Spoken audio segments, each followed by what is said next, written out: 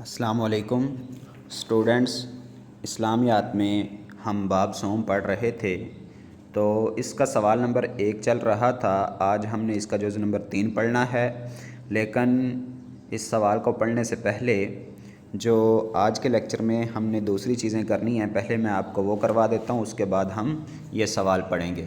تو سب سے پہلے ہے جی سورۃ الناس۔ یہ سورۃ الناس آپ نے زبانی یاد کرنی ہوگی۔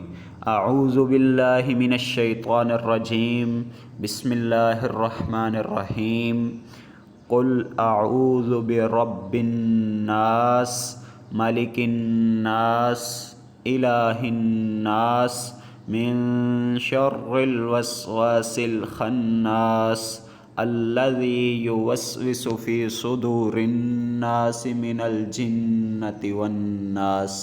تو یہ آج کی آپ کی سورۃ الناس ہے، اس کو آپ نے زبانی یاد کرنا ہے۔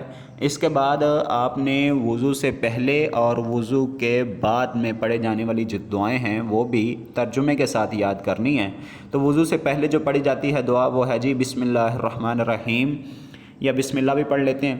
تو اس کا ترجمہ ہے اللہ کے نام سے شروع جو نہایت مہربان رحم کرنے والا ہے۔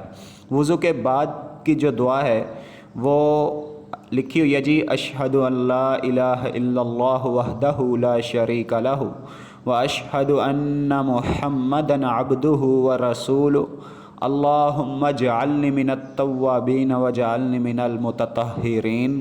اس کا ترجمہ ہے جی میں گواہی دیتا ہوں، یا پھر اگر فیمیل ہے تو میں گواہی دیتی ہوں کہ اللہ کے سوا کوئی معبود نہیں ہے، وہ تنہا ہے، اس کو کوئی شریک نہیں، یہاں پہ آنا تھا اس کا کوئی شریک نہیں ہے، اور میں گواہی دیتا ہوں کہ محمد صلی اللہ علیہ وسلم اللہ کے بندے اور اس کے رسول ہیں۔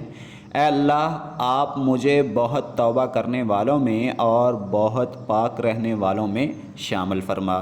تو یہ جی وضو کے بعد کی دعائیں اور اس کا ترجمہ ہو گیا۔ اب آپ نے جو دوسرا کلمہ شہادت ہے وہ بھی زبانی ترجمے کے ساتھ یاد کرنا ہوگا، اور یہ وہی دوسرا کلمہ ہے جو آپ نے ابھی وضو کے بعد کی جو دعا پڑھی تھی اس میں بھی یہ شامل ہے۔ تو وہی چیز ہے، آپ نے یہ وہاں پہ پڑھ لیا ہے اور اس کا ترجمہ بھی بالکل سیم ہے۔ وہ ہے جی اشہد ان لا الہ الا اللہ وحدہ لا شریک لہ واشہد ان محمدا عبدہ ورسولہ۔ تو اس کا ترجمہ ہے میں گواہی دیتا ہوں کہ اللہ کے سوا کوئی معبود نہیں ہے، وہ تنہا ہے، اس کا کوئی شریک نہیں ہے، اور میں گواہی دیتا ہوں کہ محمد صلی اللہ علیہ وسلم اللہ کے بندے اور اس کے رسول ہیں۔ تو یہاں پر بھی اس دوسری لائن میں جو ترجمے کی دوسری لائن ہے وہاں پہ دیکھیں جی اس کو کوئی شریک نہیں، یہاں پہ غلطی ہے تو اس کا کوئی شریک نہیں یہ آنا تھا۔ اس کے بعد ہے جی وضو کے 4 فرائض آپ کو پتہ ہونے چاہیے۔ اگر ان میں سے کوئی ایک بھی رہ جائے گا تو وضو نہیں ہوگا، اور وضو کے بعد جو بھی کام کرنا ہوگا وہ بھی نہیں ہوگا۔ مثال کے طور پر اگر وضو کر کے نماز پڑھنی ہے، جب وضو ہی نہیں ہوگا تو نماز کیسے ہوگی؟ تو یہ 4 کون سے فرائض ہیں جی؟ نمبر 1 پہ ہے چہرے کو اچھی طرح دھو لینا، اس کے بعد نمبر 2 پہ ہاتھوں کو کوہنیوں سمیت اچھی طرح دھونا، یہ نمبر 2 پہ ہے۔ نمبر 3 پہ ہے جی سر کا مسح کرنا، اور وضو کے فرائض میں نمبر 4 پہ ہے پاؤں کو ٹخنوں سمیت اچھی طرح دھونا۔ تو یہ بھی آپ کو پتہ ہونے چاہیے۔ اس کے بعد اب ہم آتے ہیں اپنی جو اس شعور اسلامیات بک تھی اس میں جو آج ہم نے سوال پڑھنا ہے جزء نمبر 3، وہ ہے جی فتح مکہ کے واقعات پر تفصیل سے روشنی ڈالیے۔ تو اس کا جواب پیج نمبر 34 سے شروع ہو رہا ہے، یہ ایک ہیڈنگ بنی ہوئی ہے واقعات، یہاں سے شروع ہو کے یہ پیج نمبر 35 اور یہاں پہ یہ نتائج کے اوپر تک اس کا جواب ہے جی، یہ میں نے مارک بھی کر دی ہے۔ تو اب ہم اس کو دیکھ لیتے ہیں اس کے اندر کیا بیان ہوا جی۔ نمبر 1 پہ جو لشکر اسلام کی روانگی، یہ آپ کوسچن نمبر یعنی کہ جزء نمبر 2 میں بھی پڑھ چکے ہیں۔ اس میں کیا ہے جی، جب مسلمانوں نے مکہ شہر سے باہر آ کر پڑاؤ ڈالا اور اپنے خیموں کے آگے تمام لوگوں نے آگ جلائی، تو ابو سفیان اور بدیل بن ورقہ حالات کا جائزہ لینے کے لیے آئے تھے تو حضرت عباس نے ان کو پکڑ کر آپ صلی اللہ علیہ وسلم کے سامنے پیش کیا تھا، تو وہاں پہ ابو سفیان نے اسلام قبول کر لیا تھا۔ نمبر 2 پہ کیا ہے جی؟ کفار مکہ کے لیے امان کا اعلان۔ تو جب مکہ فتح ہو گیا تھا تو آپ صلی اللہ علیہ وسلم نے 3 جگہیں بتائی تھیں، جو ان 3 جگہوں پر پناہ لے لے گا اس کی جان بخشی کر دی جائے گی۔ نمبر 1 پہ جو جگہ تھی وہ تھی ابو سفیان کا گھر۔ نمبر 2 پہ حرم یعنی کہ خانہ کعبہ اور مکہ مکرمہ، اور نمبر 3 پہ اپنا گھر، ہر بندہ جو اپنے گھر میں آرام سے رک جائے گا اس کو بھی پناہ دے دی جائے گی۔ تو یہاں پر لوگوں کی جان کو بھی محفوظ بنایا گیا، لوگوں کے مال کو بھی، اور لوگوں کو عزت بھی دی گئی، یعنی کہ ان کی عزت کو بھی امان دی گئی، ان کی عزت کو بھی محفوظ بنایا گیا تھا۔ نمبر 3 پہ جو واقعہ پیش آیا وہ ہے جی مکہ میں داخلہ۔ تو آپ کو پتہ ہی ہے کہ مسلمان چھوٹے چھوٹے گروہوں میں تقسیم ہو کر مکہ میں داخل ہوئے تھے، اور داخل ہونے کے بعد بھی ان کی جو کفار مکہ کی عزت، جان اور مال کو محفوظ بنایا تھا، اس کی حفاظت کی تھی۔ نمبر 4 پہ جو واقعہ پیش آیا جو وہ ہے جی کعبہ کو بتوں سے پاک کرنا۔ تو آپ کو پتہ ہی ہے مشرکین مکہ نے 360 بت رکھے ہوئے تھے کعبہ کے اندر، تو آپ صلی اللہ علیہ وسلم نے ان کو توڑ دیا تھا۔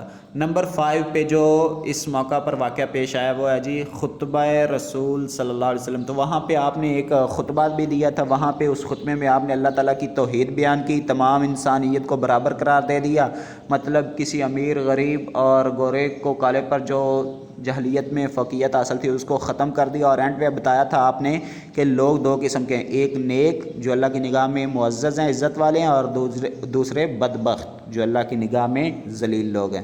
اس کے بعد آپ نے فرمایا تھا کہ کافروں تمہیں پتہ ہے کہ آج کے دن میں تمہارے ساتھ کیا سلوک کرنے والا ہوں؟ تو انہوں نے نہایت عاجزانہ انداز میں کہا کہ آپ ہمارے شریف بھائی ہیں اور شریف بھتیجے ہیں۔ تو اس لیے نبی صلی اللہ علیہ وسلم نے پھر ان کو کہا تھا کہ جاؤ، آج کے دن تم پر کوئی الزام نہیں ہے اور تم سب آزاد ہو۔ اس کے بعد جو واقعہ نمبر 6 وہاں پہ پیش آیا وہ ہے جی مکہ میں پہلی اذان۔ جب مکہ کو فتح کرنے کے بعد نماز کا ٹائم ہوا تو آپ صلی اللہ علیہ وسلم نے حضرت بلال رضی اللہ تعالیٰ عنہ کو بلا کے کہا تھا کہ چھت پہ چڑھ جاؤ، یعنی کہ خانہ کعبہ کی چھت پہ جا کے اذان دو۔ تو اس کے بعد نمبر 7 پہ تبلیغ اسلام۔ آپ نے وہاں پہ 15 دن قیام فرمایا ہے، فتح مکہ کے بعد 15 دن وہاں پہ رکے ہیں، اور وہاں پہ آپ کے رکنے کے ساتھ ہی بہت سارے لوگوں نے اسلام قبول کر لیا تھا، اور پھر وہاں پر معاذ بن جبل کی یہ ڈیوٹی لگائی تھی کہ وہ نئے مسلموں کی تربیت، یعنی کہ ان کی تعلیم و تربیت پر یہ دھیان دیں گے، اور ایک نوجوان جو تھے عطاب بن اسید ان کو وہاں کا گورنر مقرر کیا تھا، اور پھر آپ 15 دن بعد وہاں سے واپس آ گئے تھے۔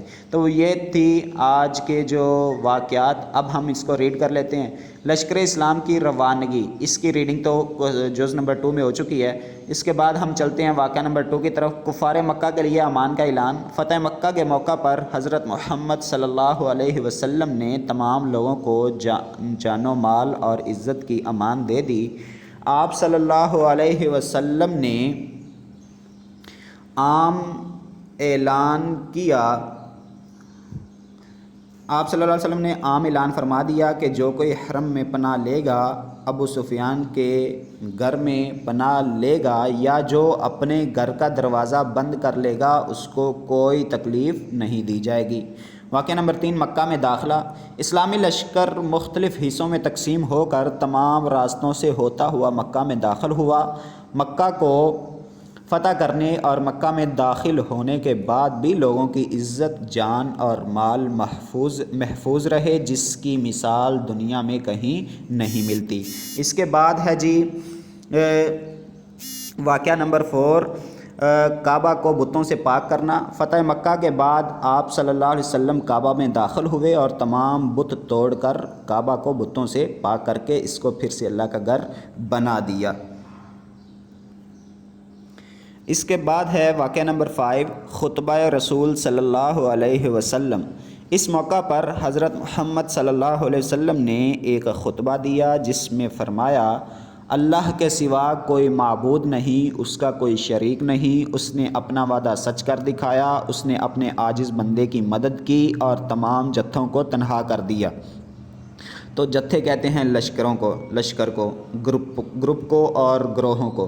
جان لو کہ آج تمام گھمنڈ اور جان و مال کے وعدے میرے ان قدموں کے نیچے ہیں۔ اے قوم قریش، اب جاہلیت کا غرور اور نسب کا فخر خدا نے مٹا دیا۔ تمام انسان آدم کی نسل سے ہیں اور آدم مٹی سے بنے تھے۔ لوگ دو قسم کے ہیں، ایک وہ جو نیک اور پاک ہیں اور اللہ کی نگاہ میں معزز ہیں، دوسرے وہ جو بدکار و بدبخت ہیں اور اللہ کی نگاہ میں ذلیل ہیں۔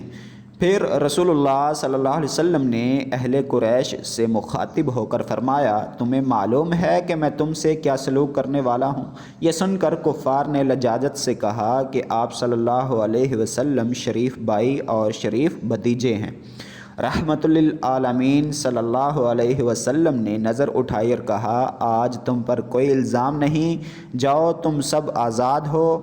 آپ صلی اللہ علیہ وسلم کا حسن سلوک دیکھ کر قریش اور ارد گرد کے بہت سے قبائل مسلمان ہو گئے۔ واقعہ نمبر 6 ہے جی، مکہ میں پہلی اذان۔ نماز کا وقت آیا تو آپ صلی اللہ علیہ وسلم نے حضرت بلال رضی اللہ تعالی عنہ کو کعبہ کی چھت پر چڑھ کر اذان دینے کا حکم دیا۔ اس طرح یہ صدیوں بعد اسلام کی پہلی اذان اور نماز تھی جو حرم میں ادا کی گئی۔ نمبر 7 پہ تبلیغ اسلام۔ حضرت محمد صلی اللہ علیہ وسلم نے مکہ میں 15 دن قیام فرمایا۔ اس دوران بے شمار لوگوں نے آپ صلی اللہ علیہ وسلم کے ہاتھوں پر اسلام قبول کیا۔ اس کے بعد آپ صلی اللہ علیہ وسلم نے معاذ بن جبل رضی اللہ تعالی عنہ کو مکہ میں 9 مسلموں کی تعلیم و تربیت کے لیے مقرر کیا۔ تو 9 مسلم مطلب نئے ہونے والے مسلمان، اور ایک نوجوان عطاب بن اسید رضی اللہ تعالی عنہ کو گورنر مقرر کر کے واپس مدینہ آ گئے۔ تو بچوں یہ تھا آج کا آپ کا لیکچر۔ مجھے امید ہے کہ یہ آپ کو سمجھ آ چکا ہوگا۔ اپنا خیال رکھیے اور نیکسٹ ٹائم کے لیے دیجیے اجازت۔ اللہ حافظ۔